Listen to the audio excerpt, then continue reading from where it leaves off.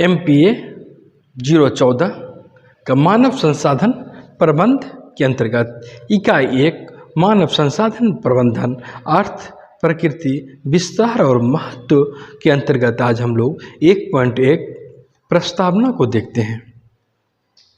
मानव संसाधन प्रबंधन ये समझ लें कि यह एक प्रक्रिया के रूप में होती है और एक प्रबंधन करना मानव का एक प्रकार का प्रबंधकीय कार्य है और इसमें मुख्य रूप से जो संगठन होते हैं वे अपने लक्ष्य की प्राप्ति करने के लिए संगठित रूप से ध्यान केंद्रित करते हैं। मूलतः यही उद्देश्य होता है मानव संसाधन प्रबंधन का। आप किसी भी संगठन को देखें तो देखिएगा कि संगठन का कार्य विस्तृत होते चल जाता है क्रमशः और धीरे धीरे वह जटिल बनने लगता है। जटिल इस मायने में दिखता है कि उनकी जो कार्यात्मक स्तर होता है और समन्वय करने की जो क्षमता होती है, विभिन्न प्रकार की नीति बनती है, उसको समाकलन करने में जो कठिनाई महसूस होती है, तो संगठन के स्तर पर कार्य जटिल होते जाता है। वहीं इसी संदर्भ में हम लोग मानव संसाधन विभाग को देखते हैं जो कि एक संगठित स्वरूप में होता है और इसके एक प्रारंभिक नियत कार्य है और अब तक कार्मिक संबंधी क्रियाकलाप जो कि कार्मिक प्रशासन विभाग के अंतर्गत आता था, अब वह सारे कार्य वह संगठन के रूप में मानव संसाधन विभाग के अंतर्गत आते हैं। कार्मिक प्रशासनिक विभाग क्या काम करती है? तो जैसे किसी कर्मचारी की, चाहे इतना समझ लें कि वो सरकारी सेक्टर हो या प्राइवेट सेक्टर हो, तो बड़े स्तर पर जब ऐसी बातें होती है तो किसी की भर्ती करनी हो, चयन करना हो या नियुक्ति के लिए योग्यता प्रमाण पत्र उसको देनी हो, एक हायरार्कियल बनानी हो, वर्गीकृत करना हो या वेतन उसका निर्धारण करना हो या सेवा की कोई अन्य शर्त बनाने की बात हो, पदोन्नति संबंधी कोई बात हो या प्रशिक्षण संबंधी बात हो, सेवानिवृत्ति संबंधी व्यवस्था की कोई बात हो, तो इस तरह की बातें कार्मिक जो उससे कर्मचारी के कार्यों से जुड़े हुए हैं, तो ये सारे कार्य कार्मिक प्रशासन विभाग के अंतर्गत आते थे और वहीं अब ये सारे कार्य मानव संसाधन विभाग के अंतर्गत आते हैं। बल्कि अगर यूँ कहें तो जितने काम कार्मिक विभाग में होते थे, कार्मिक प्रशासनिक विभाग में, उससे कहीं अधिक काम मानव संसाधन विभाग में होते हैं। यह एक आधुनिकीकृत अवधारणा है और यहाँ पर व्यापकता, उसके अनुपात में व्यापकता में इस संदर्भ में दिखती है कि यह संस्था एक नीति नियामक रेगुलेटरी बोर्ड के रूप में होती है और नीति नियोजन भी बनाती है, प्लान भी करती है, लागू भी करती है। और यही कारण है कि कार्मिक विभाग की तुलना में मानव संसाधन विभाग अधिक महत्वपूर्ण हो जाता है, अधिक सक्रिय रूप में होता है। संगठन के सिद्धांत की बात करें तो परंपरागत दृष्टि से कार्मिक प्रशासन विभाग जिस बात को आधार बनाया कर काम करते रहा है, उससे कहीं अधिक व्यापक परिप्रेक्ष्य में मानव संसाधन विभाग को काम करना पड़ रहा है और यह कार्मिक विभाग की तुलना में ये अधिक अनुशासित ढंग से काम कर रही है, अधिक पेशेवर ढंग से। उसके बाहर जाकर के कहें तो प्रबंधन के जो मूल सिद्धांत होते हैं उसके आधार पर, नैतिकता के दायरे में, मनोवैज्ञानिक आधार पर और विशेषज्ञ के आधार पर अपने काम को उसकी तुलना में व्यापक बना रहा है, बेहतर लक्ष्य सिद्धि को प्राप्त कर रही है। हालांकि यहाँ पर एक जिक्र हम पोस्टकॉर्प के संदर्भ में करना चाहेंगे जिसके आधार पर संगठन का काम चलते आ रहा है। पोस्टकॉर्प की मान्यता को देखें तो यह बातें लूथर गुलिक ने कही है। लोक प्रशासनिक चिंतक लूथर गुलिक, उन्होंने अंग्रेजी के ये 8 अक्षर POSTCORB को देखते हुए एक पोस्टकॉर्प की रचना की। पी से होता है प्लानिंग, एक योजना बनाना, अपने लक्ष्य की प्राप्ति के लिए योजना बनाना, ये होता है पोस्ट कॉर्प का पी का। वहीं ओ से ऑर्गेनाइजिंग यानी कि संगठित करना, संगठन का निर्माण करना, औपचारिक स्वरूप उसे प्रदान करना किसी भी संगठन को। और POS, एस स्टाफिंग, स्टाफ कर्मचारी, उसकी नियुक्ति करना, कर्मचारी जरूरी है किसी भी संगठन के लिए। और POS डी से डायरेक्टिंग, निर्देश देना, निर्देश करना, एक नेतृत्वकर्ता के रूप में निर्णय लेना और उसे लागू करवाना। और POSD CO से होता है कोऑर्डिनेटिंग, मतलब समन्वय करना, अपने सभी संगठन के सभी कर्मचारियों के मध्य समन्वय स्थापित करके चलना। R से रिपोर्टिंग, प्रतिवेदन करना, संगठन का कोई भी कार्य हो उसका विवरण, उसका निरीक्षण, अभिलेख आदि को सर्वोच्च अधिकारी तक उसका रिपोर्ट देना, ये रिपोर्टिंग। और बी से बजटिंग मतलब आय व्यय का लेखा जोखा। ये किसी भी संगठन के लिए एक महत्वपूर्ण चीज होता है, एक आधार का काम करता है। लेकिन हम यह कह सकते हैं कि पोस्ट कॉर्प की तुलना में अभी वर्तमान समय में जब मानव संसाधन प्रबंधन की अवधारणा अस्तित्व में आई है या क्रियाशील हुई है, तो यह उससे भी कहीं अधिक व्यापक रूप में प्रचलित हो रही है, संचालित की जा रही है।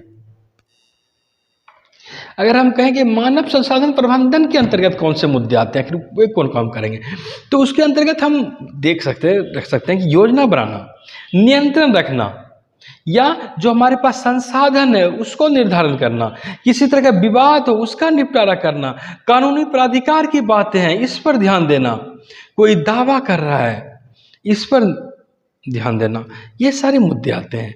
और एक विद्वान हुए मजलिस, उन्होंने कहा था कि मानव संसाधन प्रबंधन का कार्य इतना अधिक विकसित हो गया है कि मानव संसाधन प्रबंधन का पट्टा ही भ्रामक हो गया है।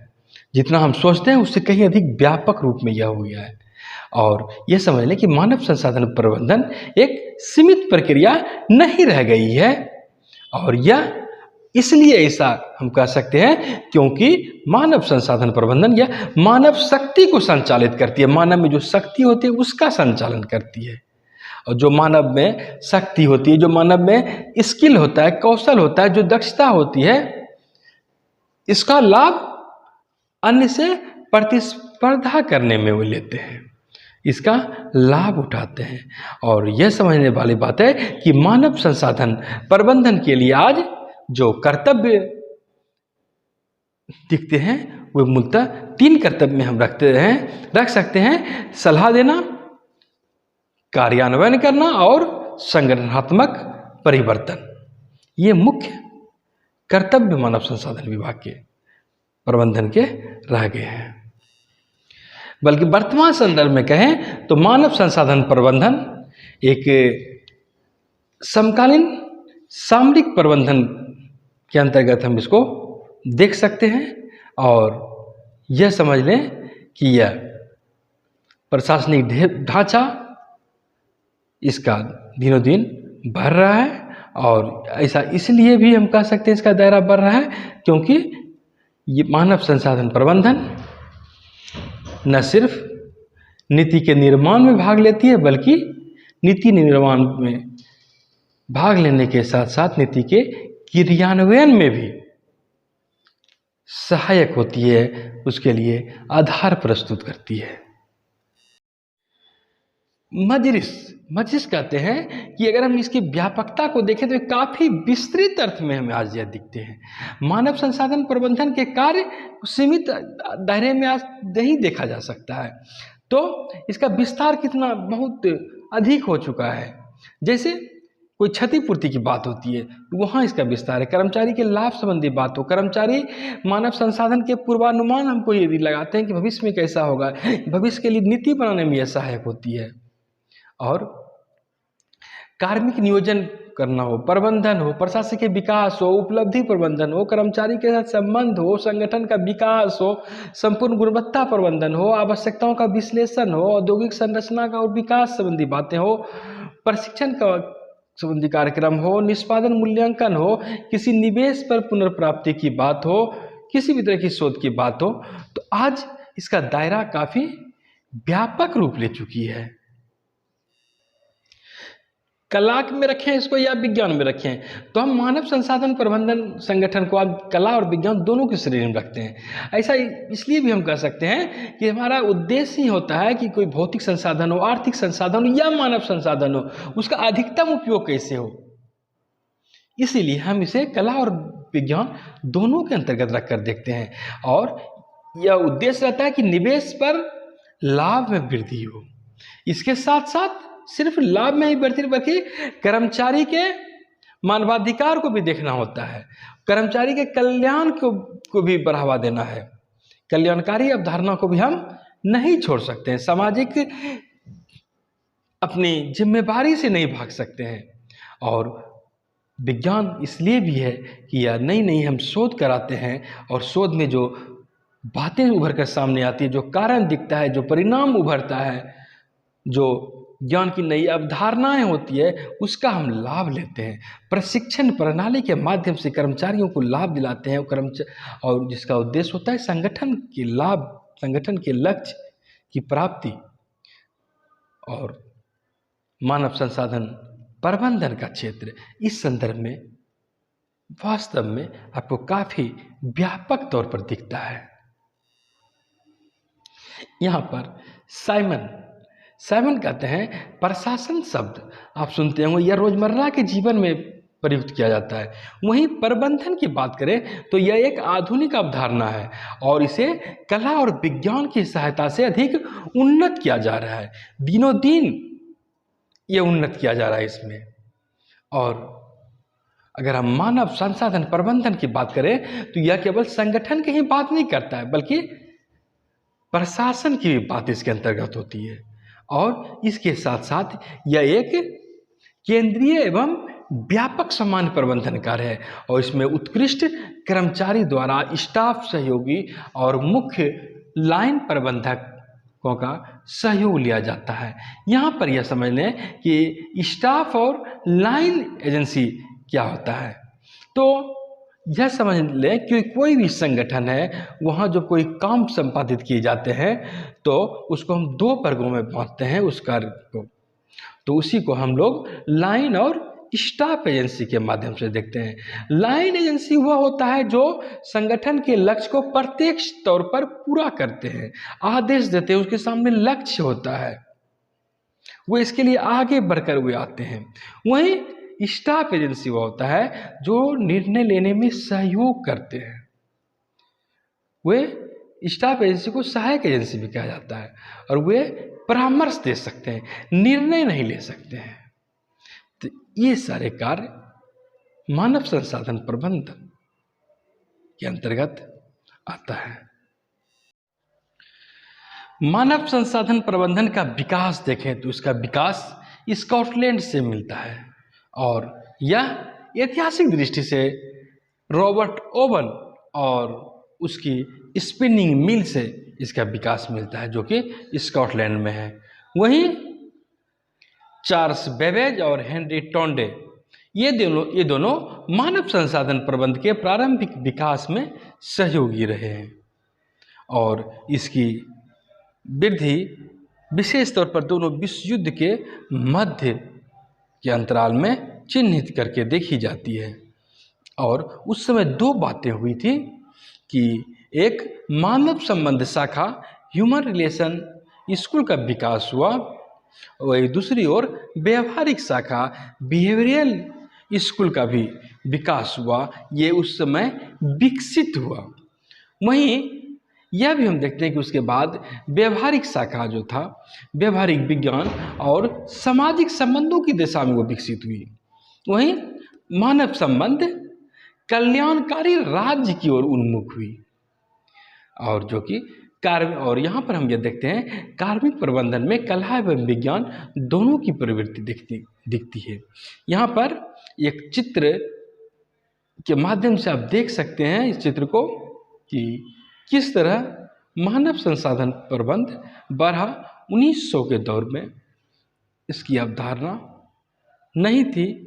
उसके बाद दोनों विश्व युद्ध के बाद बीच की अवधि 1930-40 की अवधि, उसके शुरू में कल्याणकारी अवधारणा की बात थी। उसके बाद वहाँ पर कर्मचारी प्रबंधन की बात आई और 80 के दशक को देखें, 80 के दशक का प्रारंभ, 70 के दशक का उत्तरार्ध, तो वहाँ पर फिर मानव संसाधन प्रबंधन की बात आती है और ग्लोबलाइजेशन के बाद इसमें और अधिक गति आई है। और मानव संसाधन प्रबंधन जब सांगठनिक दृष्टि से अपने लक्ष्योन्मुख हुई तो उसके बाद ग्लोबलाइजेशन का दौर आता है, जहाँ कि इन्होंने और अधिक गति पकड़ी, इसे और व्यापकता मिली और अधिक संस्थान, अधिक संगठन तक ये अपनी महत्ता स्थापित की। कुछ विद्वानों को देखें तो यहाँ पर 1990 में जैसा कि कीनी एक विचारक थे, उन्होंने कहा कि मानव संसाधन प्रबंधन का सिद्धांत मुख्य रूप से सामाजिक विज्ञान और अर्थशास्त्र पर आधारित है। वहीं हम यह भी देखते हैं कि मानव संसाधन प्रबंधन एक वैचारिक युक्ति है और इसका रूपांतकारी प्रयोग कर्मचारी के संबंध एवं प्रबंधन परिवर्तन के लिए किया जाता है और इसकी अवधारणा 1980 के दशक में अत्यधिक विकसित होती हमें दिखती है। और ब्लंट एक विचारक हुए, वे कहते हैं कि 1970 के उत्तरार्ध में, 1980 के पूर्वार्ध में मानव संसाधन प्रबंधन मानव पक्ष के अनुशासन से संबंधित उद्यम तथा अन्य आम गृह व्यवस्था संबंधी गतिविधियों तक सीमित था। इसका अधिक महत्व नहीं था। इसके बाद इसका अधिक महत्व मिला है। गेस्ट कहते हैं, 1990 में उन्होंने कहा है कि कार्मिक प्रबंधन की उत्पत्ति वैज्ञानिक आधार एवं कल्याण प्रबंधन का विस्तार है। हेग कहते हैं यह नॉर्मेटिव मॉडल, आदर्शवादी मॉडल की उच्चाकांक्षा एवं व्यवहारिक मॉडल की वो सफलता का द्योतक है। हालांकि हम यहाँ पर यह कह सकते हैं कि मानव संसाधन प्रबंधन को यदि सफलता मिली है तो इसके पीछे भी कुछ राज की बातें अगर हम देखें तो यह कह सकते हैं कि यह दोनों उपागमों का संगम है, लेकिन किसी भी रूप में वो व्यवहारिक नहीं है। यह व्यवहारिक रूप में लाभकारी साबित हुई है और यही इसकी सफलता का मूल मंत्र है। और आज की तारीख में यह एक पथ प्रदर्शक प्रबंधन क्षेत्र के रूप में विकसित हुआ और इसमें लगातार इसका विस्तार जारी है। नए नए क्षेत्र इसमें जुड़ रहे हैं। कार्य स्तर पर सहयोग की भावना हो, सूचना का आदान प्रदान हो, संचार तकनीक की दुनिया में हम प्रवेश कर रहे हैं। यह सारे क्षेत्र इनके अंतर्गत आ रहे हैं और कर्मचारी हो अथवा नियोक्ता हो, दोनों के बीच आपसी सामंजस्य बनाने के सिद्धांत पर यह काम कर रही है। कौशल व्यवस्था को अत्यधिक दक्ष बनाने में, मानव संगठन विकास करने में, मानव संसाधन परिकलन करने में, इसका लेखांकन करने में और कार्य जीवन में गुणवत्ता प्रदान करने में मानव संसाधन प्रबंधन आज कहीं न कहीं अग्रदूत साबित हो रहा है।